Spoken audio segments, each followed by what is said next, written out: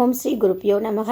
நாம் இன்றைக்கி ராமாயண கதைகளில் என்ன பார்க்க போகிறோம் அப்படின்னா, பிரம்ம மகரிஷி வால்மீகி முனிவர்கிட்ட ராமாயணத்தை பற்றி எழுது அப்படின்னு சொல்லிட்டு ஆசீர்வாதம் பண்ணிட்டு அவர் போன பிறகு ஸ்ரீ வால்மீகி முனிவர் மனசில் எந்த ஒரு சஞ்சலமும் இல்லாமல் தியானத்தில் உட்கார்ந்துருக்காரு.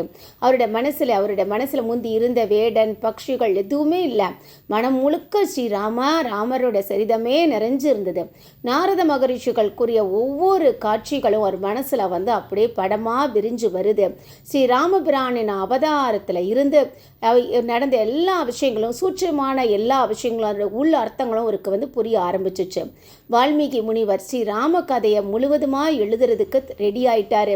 அந்த அற்புதமான காவியத்திற்கு என்ன பெயர் வைக்கலான்னு யோசிக்கிறப்போ ராமாயணம், சீதையின் பெரு வரலாறு, அதாவது சீதாயா சரிதம் அல்லது ராவணவதம், அதாவது பௌவஸ்தய வதம் அப்படின்னு பேர் வைக்கலாம் அப்படின்னு சொல்லிட்டு அவர் நினைக்கிறாரு.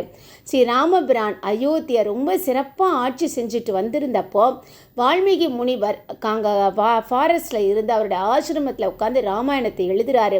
ராமாயணம் மொத்தம் 24,000 ஸ்லோகங்கள், 500 சர்க்கங்கள், 6 காண்டங்கள் உள்ளது அப்படிங்கிற மாதிரி அவர் உருவாக்குறாரு. நாரத மகரிஷி அவருக்கு சொன்னது 80% தான் அவர் சொன்னார். மிச்சம் நடக்க போகிறது அவருடைய தியானத்தின் மூலமாகவே அவர் வால்மீகி முனிவருக்கு எல்லாமே தெரிய வருது. அதோடு இல்லாமல் பிரம்மா சொன்ன ஒவ்வொரு லைனுக்குமான மீனிங்களும் அதனுடைய இனிமையாக இலக்கண சுத்தமாக கவி அருவியாக கொட்ட ஆரம்பிச்சிச்சு. ராமாயணத்தில் மொத்தம் 6 காண்டங்கள் உள்ளடக்கியது. பாலகாண்டம், அயோத்தியா காண்டம், ஆரண்ய காண்டம், கிஷ்கிந்தா காண்டம், சுந்தர காண்டம், யுத்த காண்டம்.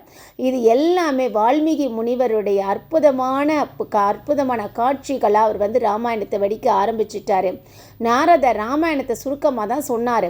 பிரம்மாவோட ஒவ்வொரு வரி செய்திகளும் ரொம்ப நல்ல பிரச்சாரம் செய்யணும் அப்படிங்கிறதுக்காக ராம காவியத்தை வெளியில் பரப்பணும். இப்போ எழுதி முடிச்சாச்சு, அது மற்றவங்களுக்கு சொல்லணும் இல்லையா?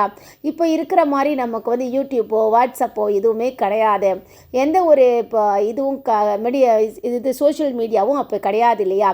அப்போ ஊராக ஒவ்வொரு நாடாக யார் போய் பிரச்சாரம் பண்ணுறது அப்படிங்கிற பிரச்சனை வந்தப்போ வால்மீகி முனிவர் யாரை தேர்ந்தெடுத்தார்னா, ஸ்ரீ ராமபிரான் சீதாவோடைய குழந்தைகளான லவனையும் குஷனையும் தான் அவர் தேர்ந்தெடுத்தார்.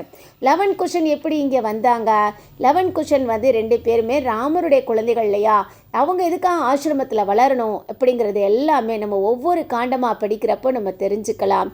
ஓம் ஸ்ரீ குருப்பியோ நமக.